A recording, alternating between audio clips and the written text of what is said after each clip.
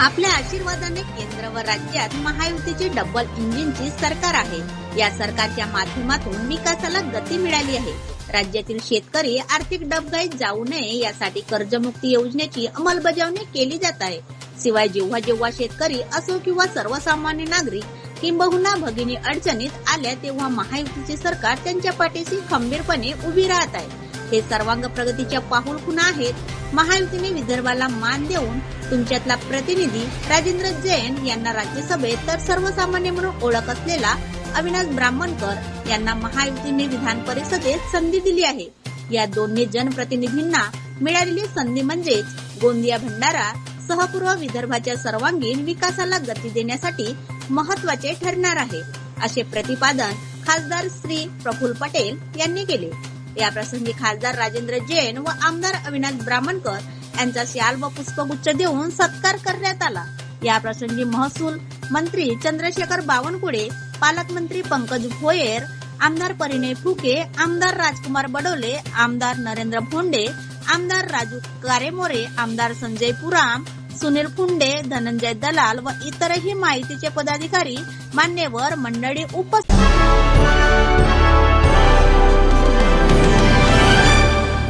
आपल्या जिल्ह्याचे पालकमंत्री, ऊर्जावान नेतृत्व माननीय पंकजी भोयर,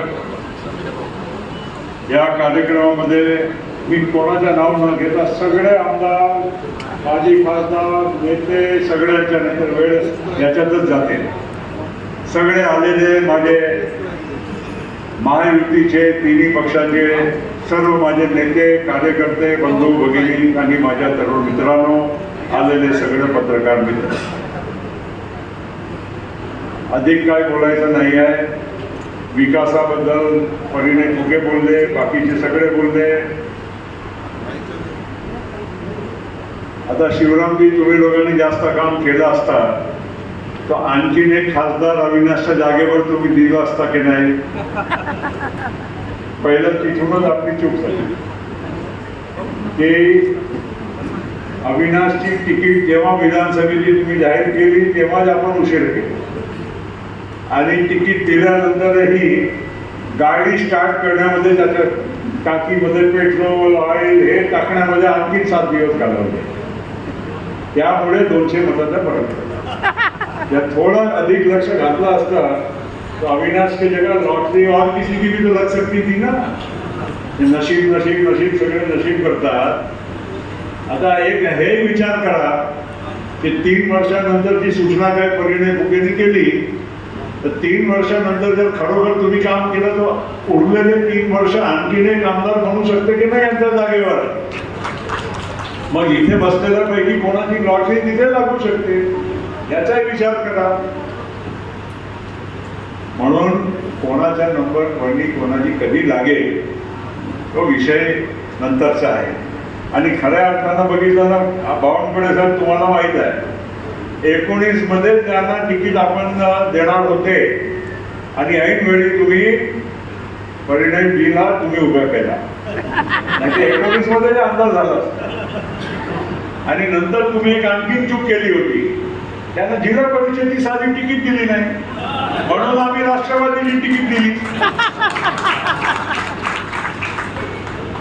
आता असं आहे, आपण काही गोष्ट वेळेवर जे आपण चुकतो, समय सूचक, समय बलवान होता है।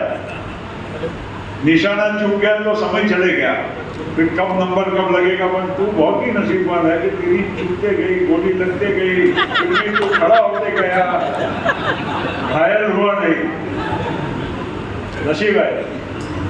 त्याला आपला आशीर्वाद होता, आहे आणि सदैव राहणार। आणि राजेंद्र जैन बद्दल काय बोलायची मला गरज नाही आहे।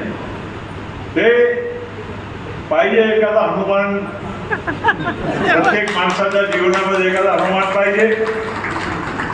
तर मी तर हनुमानची अनन्य भक्त आहे, तुम्हाला सगळ्यांना माहित आहे। तर इथून मी पहिलं चांदूरलाच जाणार आहे आणि बजरंग बलीला मी ऍडव्हान्स मध्ये आभार मानून टाकतो, कारण नंतर मिळणार आहे त्याच्या आधीच आपण मानून टाकायचे, नंतर परत जायचं आणि पुढच्या काहीसाठी आपण त्यांच्याकडून मागून घ्यायचं। तर पुढे काय काय होतील तर विजय रामदासाची सूचना कोणी केली? संजय कुरामने केली. कोणाकोणाची सूचना आता होऊन गेलेली आहे. आपके आने के पहले बावनकुळे जी संजय कुराम ने बोला कि कभी भी कोई नंबर लगेगा तो हमारे सबके तरफ से विजय रामदासे का लगाना. आता ये सूचना आपके सामने नहीं हुई, इसलिए रिपीट कर रहा हूं. आप अभी आप करो.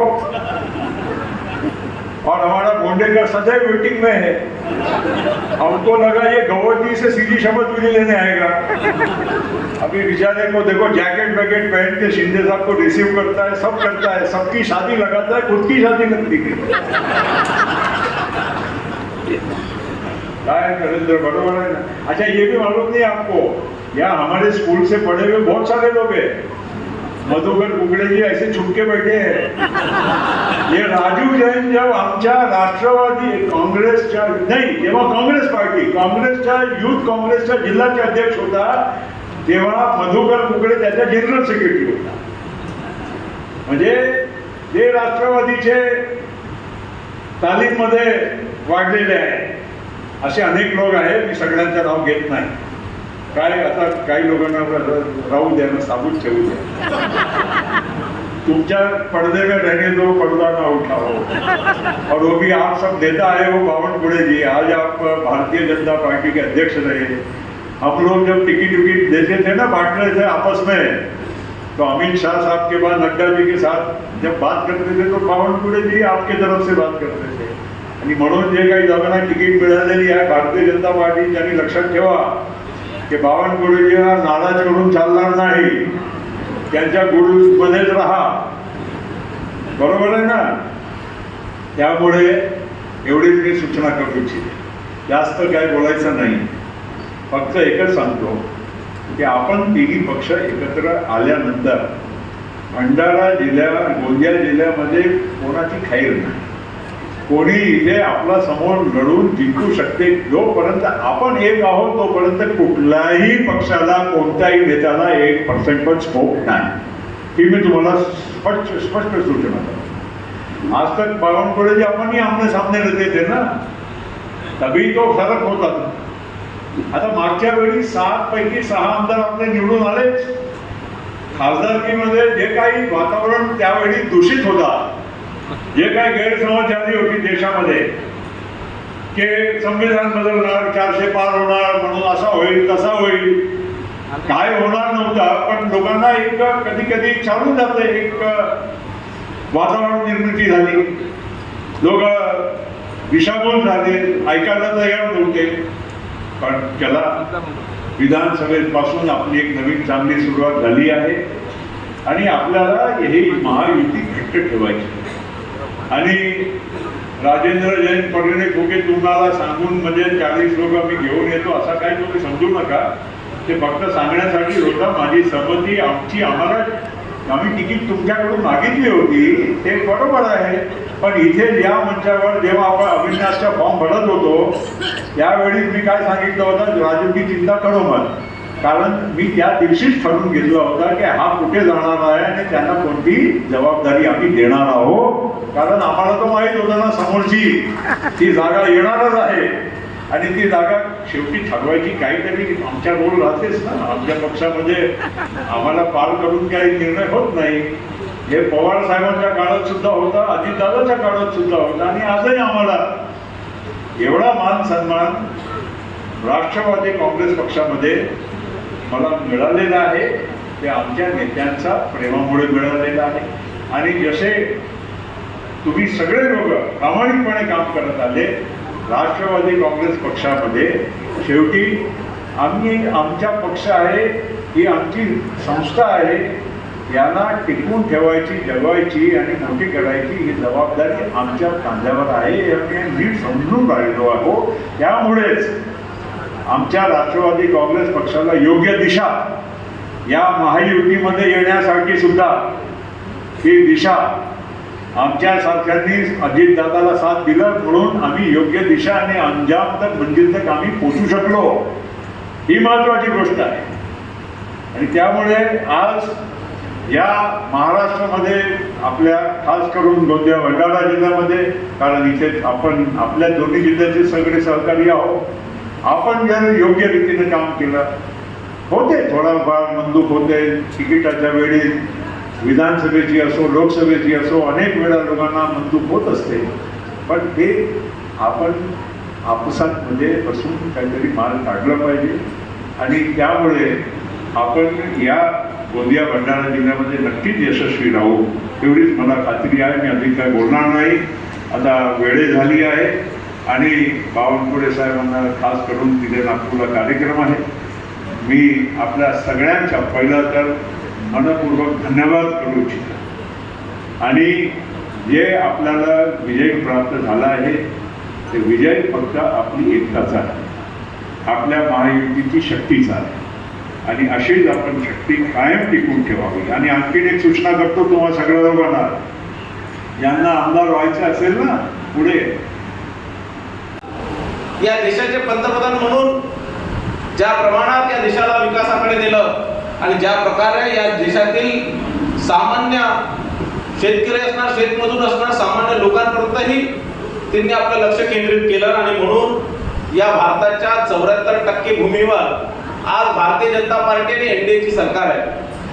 जवळपास निम्म्या जागेवर भारतीय जनता पार्टी आणि एनडीएचे मुख्यमंत्री आहे आणि तसंच माननीय देवेंद्रजी फडणवीस साहेबांच्या मागच्या वर्षभराच्या कामगिरीचं प्रतीक म्हणून 95% महानगरपालिका असणार, नगर परिषद असणार, जिल्हा परिषद असणार, नगरपंचायती असणार, इथे महायुतीचं सरकार आहे आणि म्हणून आपण सर्वांनी एक आल्यानंतर कसं आपल्याला यश मिळतं याचं उदाहरण या सगळ्या निवडणूक आहे. आज सत्कारमूर्ती राजेंद्रजी जैन साहेब आहे, आज अविनाशजी ब्राह्मणकर या निवडणुकीत निश्चितच आपली महायुतीची जी एकजुटता आहे ती एक वज्रमुठ जी आपण केली होती आणि त्यामुळे एवढं मोठं भूतपूर्व यश आपल्याला या माध्यमातून इथे मिळालेलं आहे. आता सगळेजण राजू भैयाचा विषय असणार किंवा अविनाशचा विषय असणार, सगळेजण विचार करून राहिले की हे झाले कसे आणि राजकारण हे 100% नशिबाचा खेळ आहे हे सगळेजण मानत असतात. पण मी राजू भैयांना मागील 15 वर्षापासून ओळखतो आणि राजू भैयांचे जे सातत्याने जे प्रफुल्ल भाई प्रति जे आपली त्यांची जी एक निष्ठता आहे त्यांचं सातत्य, म्हणजे राजू भैया एक निष्ठावान आहे, सातत्यवान आहे, फार मेहनती आहे. कारण मागच्या 10 वर्षापासून आम्ही सोबत काम करतोय. छोट्या निवडणुकीमध्ये ते स्वतः तिथे उपस्थित राहून फार मेहनत करतात आणि इमानदारीने म्हणजे इमानदार सुद्धा आहे आणि एक निश्चितच आहे की फाटे का तुटे. सर्वांची जबाबदारी अधिक आहे, आपल्या सर्वांची जबाबदारी आज सत्कार करताना अधिक वाढलेली आहे. एक आमदार एक खासदार दिला आहे, पण जबाबदाऱ्या वाढलेल्या आहे. आपल्या कार्यकर्त्यांना पदाधिकाऱ्यांना मी आश्वस्त करतो, आम्ही आपल्या जबाबदाऱ्या पूर्ण करू आणि जे जे वचन देवेंद्र फडणवीसचं सरकार असताना एकनाथ शिंदेजी आम्ही सर्वांना दिलाय हे वचन पूर्ण करण्याकरता आपलं सरकार आता काम करत आहे. आपल्या सरकारने ठरवलंय की जे जे वचन शेवटी जनतेला जेव्हा विधानसभेच्या निवडणुकीत आपण समोर गेलो, आज बघा जेव्हा आपण लोकसभेच्या निवडणुकीत आपला पराभव झाला, इथं फडणवीस निवडून आला, अनेक लोक निवडून आले, आपण 43 होतो. म्हणजे 2019 मध्ये आपले खासदार 43 होते 48 पैकी, पण 2024 मध्ये काँग्रेस पार्टीने चुकीचा भ्रम जनतेत तयार केल्यामुळं आपण या ठिकाणी 17 वर आलो. काँग्रेस आणि त्या ठिकाणी काँग्रेस आणि महाविकास आघाडीला 31 सीट मिळाल्या, 31 खासदार त्याचे निवडून आले. मोदीजीला पंतप्रधान करताना 2024 मध्ये महाराष्ट्राने फार साथ दिली नाही, पण फरक किती होता? फरक फक्त 2 लाख मताचा होता. 2,48,00,000 मतं भाजपा महायुतीला होते प्रफुल्लभाई, 2,50,00,000 मतं महाविकास आघाडीला होते.